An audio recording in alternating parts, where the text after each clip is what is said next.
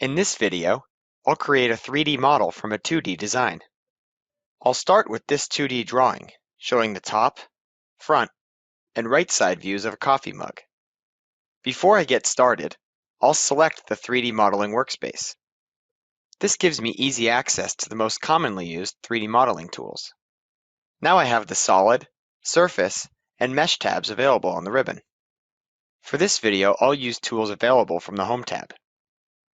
Because 3D objects are easier to create and visualize in a 3D view, I'll hold down the Shift key and mouse wheel button while moving the mouse to change the view. I could also change the view using the View cube. Next, I'll select the shaded visual style from the viewport controls. I'll extrude the 2D base of the mug, giving it a height of 3.8 to create a 3D cylinder for the body of the mug. Now I'll create a circle and give it a radius of 1.5. Next, I'll use Press Pull to create the interior of the mug, giving it a depth of 3.5.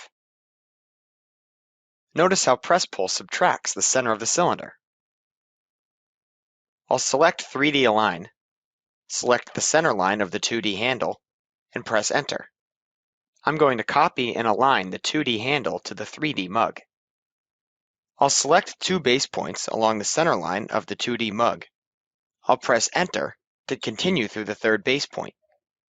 Next, I'll select two destination points along the center line of the 3D mug to rotate the handle.